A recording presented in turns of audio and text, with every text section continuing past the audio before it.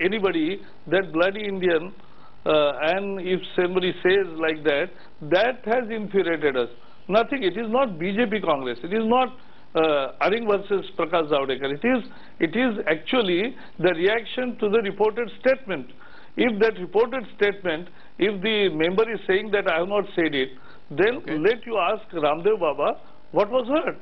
Well, as of now, we can only say that it's one man's word against another, because Baba Ramdev is saying one thing, Mr. Herring is saying something else altogether. We're also joined by another senior MP from the Northeast, Mr.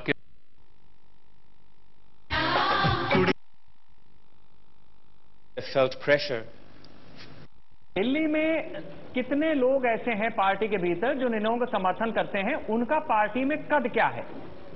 देखिए, अरुणाचल प्रदेश एक ऐसी जगह है जहां पर आप देखिए कि कांग्रेस की जो वहां का रेशियो है वो वहां को उस राज्य को कहीं ना कहीं बहुत ज्यादा प्रोटेक्ट भी किया जाता है, क्योंकि वो कांग्रेस का गढ़ रहा है। तो ये जिस तरीके से वहां के नेता कहते हैं तो कांग्रेस कहीं ना कहीं फंसती हुई भी नजर आ जाती है, और यही वजह थी कि आज वो दोहरी बात करते हुए स्पोक पर्सन नजर आ रहे थे। कहीं ना कहीं वो इस बात से पल्ला झाड़ने की भी कोशिश कर रहे थे, और वहां से वो जो नेता चुन करके आते हैं तो कहीं ना कहीं वहां पर अपने वोट बैंक को भी उनको ख्याल रखना होता है। और स्वाभिमान यात्रा के तहत जिस तरीके से उन्होंने खुलेआम काले धन के ऊपर बात की, भ्रष्टाचार के ऊपर बात की, तो कहीं ना कहीं वहां के नेता बौखलाते हुए नजर आए। बिल्कुल रमा, बिल्कुल। और खासकर जो यहाँ पर बात कही है, ब्लडी इंडियन जैसे शब्दों का इस्तेमाल किया है, जैसा कि अभी तिजारावाल साहब ने कहा। आपसे और भी बातें जानेंगे तिजारावाल साहब की वहां और क्या क्या हुआ और अभी आप करने की क्या सोच रहे हैं। रमा, आपके पास भी लौटेंगे इस छोटे से ब्रेक के बाद।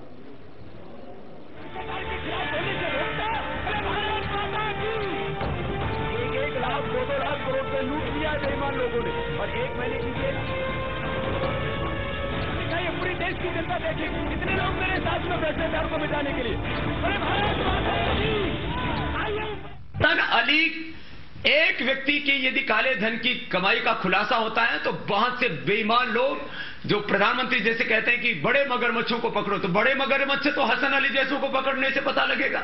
उनको खुला छोड़ रखा है। ये बोलता है ब्लडी इंडियन, राष्ट्रवादी व्यक्ति जिसको पूरा राष्ट्र सम्मान करता हो, जिसके करोड़ों लोग जो है उनके एक आवाज पर खड़े होते हों, ऐसे व्यक्तित्व के सामने एक जनता का प्रतिनिधि जो कहलाता हो, उस क्षेत्र का जो एमपी है, यदि खड़े होकर के भ्रष्टाचार विरुद्ध बात करने पर यदि वो ये कहता हो कि बाबा तुम भ्रष्टाचार के विरुद्ध बात मत करो, ये इससे बड़ी शर्मनाक और कोई बात नहीं हो सकती है।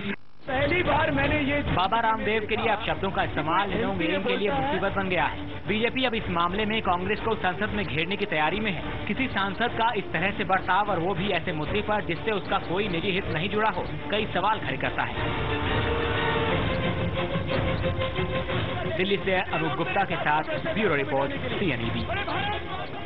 इसमें कोई दो राय नहीं है कि बाबा रामदेव के चाहने वालों की संख्या बहुत बड़ी है। अपना स्वास्थ्य सुधारने के लिए बहुत सारे लोग सांस अंदर और बाहर भी बाबा के कहने से लेते हैं, लेकिन भ्रष्टाचार के मसले पर बाबा रामदेव पर कांग्रेसी सांसद ने अरुणाचल प्रदेश में हमला किया, उनको भला बुरा कहा। हमारे साथ SK तिजारावाला साहब हैं जो बाबा रामदेव के प्रवक्ता हैं। तिजारावाला साहब, आपसे ये जानना चाहेंगे कि बाबा रामदेव एक योग गुरु हैं, वो योग की शिक्षा देते हैं, बहुत सारे लोग उनके साथ जुड़े हुए हैं इसी मसले को लेकर। भ्रष्टाचार का मुद्दा उन्होंने उठाया, बात समझ में आती है, लेकिन ये सवाल भी साथ में उठता है कि बाबा ने आज तक उस मंत्री के नाम का खुलासा क्यों नहीं किया जिसने उनसे 2 करोड़ रुपए की रिश्वत मांगी थी। ये सुर्रा छोड़ करके पीछे क्यों हटे?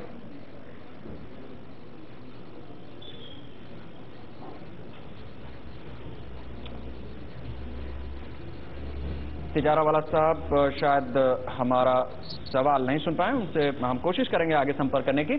एक बार फिर से रुक करते हैं, रमा सोलंकी हमारी संवाददाता हमारे साथ हैं। रमा, आपसे ये जानना चाहेंगे कि बीजेपी ने इस पूरे मसले पर कड़ी प्रतिक्रिया जाहिर की, इसमें कोई दो राय नहीं है।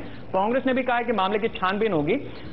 किस तरह की कार्रवाई हो सकती है, किस तरह की बात हो रही है कांग्रेस में कि जो बात उनके सांसद ने कही है उसके बाद कांग्रेस उन पर कार्रवाई करेगी? देखिए, जिस तरीके से पार्टी में किस तरीके से इस मसले को लिया जाता है, ये बहुत अहम है। और आपकी जानकारी के लिए शेखर, मैं आपको बताना चाहूंगी कि जो इस तरीके के मुद्दे होते हैं जहां पर आप एक ऐसे व्यक्ति को पॉइंट आउट करने की कोशिश कर रहे हैं जो जनाधार में है, जिसका मान सम्मान भारत के बड़े लोगों में आता है, और आप उसको पब्लिकली इंसल्ट कर रहे हैं। ये किसी कमरे में या कहीं ऐसा दुर्व्यवहार नहीं था, ये एक जनसभा में किया गया दुर्व्यवहार था। और जिस तरीके से उंगली उठाकर, और खास तौर पर यह बात ध्यान दी जाएगी कि जवाब तलब जो किया गया है उसमें यह अहम सवाल रखा गया कि किस तरीके की भाषा शैली का प्रयोग किया गया है। उसमें बहुत ही अभद्र शब्द प्रयोग किए हैं, और जिस तरीके से आज पार्टी का रवैया था वो बिल्कुल साफ था कि किसी भी व्यक्ति के द्वारा कहीं पर कैसा भी अभद्र व्यवहार बर्दाश्त कतई नहीं किया जाएगा। अगर इस बात पर पार्टी टिकी हुई नजर आती है तो सबसे सख्त कार्रवाई इनके लिए की जानी चाहिए। और ये कोई ऐसे नेता नहीं है, ये वहां के बहुत जनाधार वाले नेता हैं। और अगर ऐसे नेता चुनकर के सामने आते हैं, संसद में आकर के देश का प्रतिनिधित्व करते हैं, और वो इस तरीके की भाषा हिंदुस्तान के ही लोगों के लिए कहते हुए नजर आते हैं, और आज जिस तरीके की भाषा उन्होंने वहां प्रयोग की, ये साफ तौर पर कांग्रेस के लिए और परेशानी पैदा कर देती है, पार्टी के लिए परेशानी पैदा कर देती है। पहले ही पार्टी बहुत सारे मुद्दों पे नजर आती है घिरी हुई, और इस तरीके की अगर भाषा शैली उन्हीं के सांसद प्रयोग करते हुए नजर आएंगे तो मुश्किलें उनके लिए और बढ़ जाएंगी। बेशक रमा, मुश्किलें उनके लिए बढ़ेंगी और बढ़ती दिख भी रही हैं। हमारे साथ तिजारावाला साहब जुड़े हुए हैं, बाबा रामदेव साहब के प्रवक्ता है। तिजारावाला साहब, हमने सुना शिक्षा मंत्री को ये कहते हुए कि आप पिता समान हैं और बच्चों से गलतियां हो जाती हैं, पिता का कार्य है, पिता का कर्तव्य बनता है कि उसे क्षमा कर दे।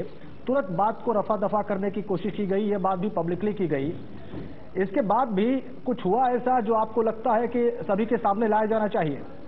देखिए, ऐसा है, मैं आपके चैनल के माध्यम से आपके करोड़ों दर्शकों से एक ही बात कहना चाहता हूं, बड़े सीधे संवाद में, कि ये माफी मांगने का प्रश्न नहीं है, यह सुलह सफाई की घड़ी भी नहीं है। माफी मांगनी है तो वो सांसद और उनकी पार्टी मांगे 120 करोड़ भारतीयों से, जो स्वाभिमानी हैं, जो लोग 64 वर्षों से इस उम्मीद की तलाश में है कि कब हमारा राज आएगा, कब हमारी व्यवस्था आएगी, कब हमारी शक्ति संसाधन हमारे विकास का रास्ते पर अग्रसर होंगे, आदि आदि। सुलह सफाई का दौर नहीं है, घड़ी नहीं है, ये कार्रवाई का दौर है। हमने 7 सवाल पूछे परम पूज्य स्वामी जी महाराज ने, जो कि काले धन और भ्रष्ट व्यवस्था और भ्रष्टाचार के खिलाफ समाधान प्रस्तुत करते हैं। उस पर कार्रवाई क्यों नहीं करती सरकार? ये बातों के जंजाल और जंगल से कब तक 64 वर्ष तो हो गए बीतते हुए, करोड़ों लोग अभी भी भूख, अभाव, गरीबी, वेदना के शिकार हैं। तिजारावाला साहब, ये सवाल तो बहुत बड़ा है, बहुत व्यापक है, बहुत इसका उत्तर तो हमें कई तरीकों से ढूंढना होगा। निश्चित रूप से ये एक पीड़ादायक वाकया हुआ है वहां पर पासी घाट में, इसमें कोई दो राय नहीं। आपके पास फिर एक बार वापस लौटेंगे, अनुरोध है हमारे साथ बने रहिए। हमारे साथ रमा सोलंकी भी हैं। लौटते हैं छोटी सी ब्रेक के बाद।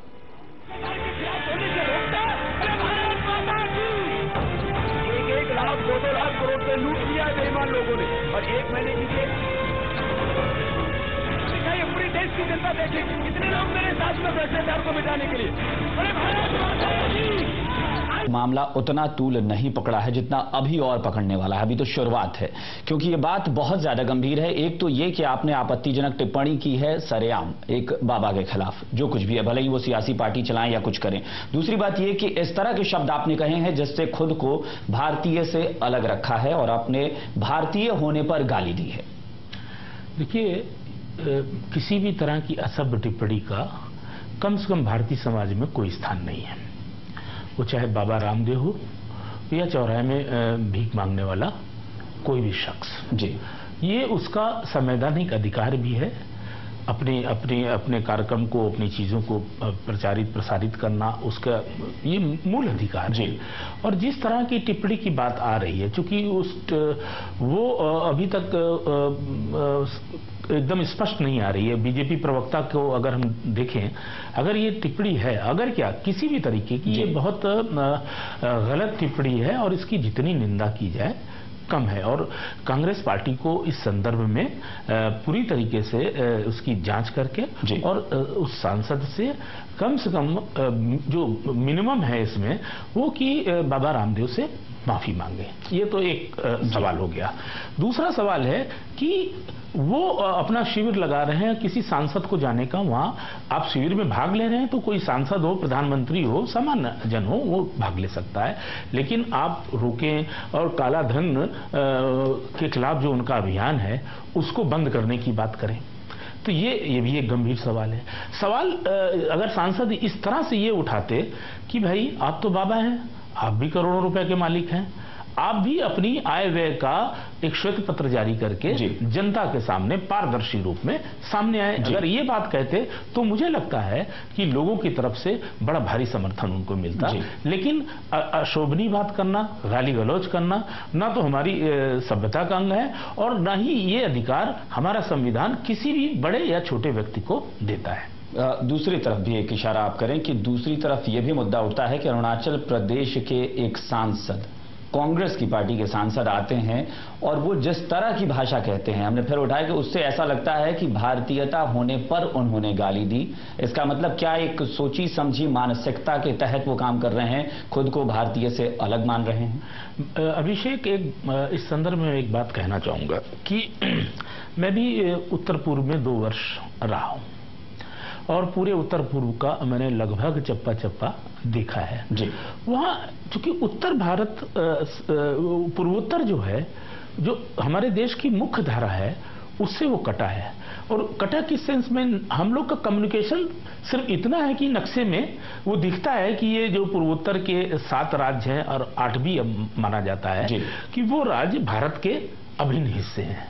लेकिन भारत जो मुख्य धारा के लोग हैं ना, यहाँ की सरकार वहां पर उस तरह का व्यवहार करती है विकास को लेकर। मैं आपको कुछ उदाहरण 1-2 देना चाहूंगा कि ब्रह्मपुत्र की बाढ़ से गांव के गांव बह जाते हैं, मलेरिया से लोग गांव के लोग मर जाते हैं, लेकिन सहायता के नाम पे केंद्र से कुछ भी नहीं मिलता है। तो ये जो सहायता और जो उस केंद्र की जो अनदेखी है वहां के प्रति, ये भी इस गैप को पैदा करती है।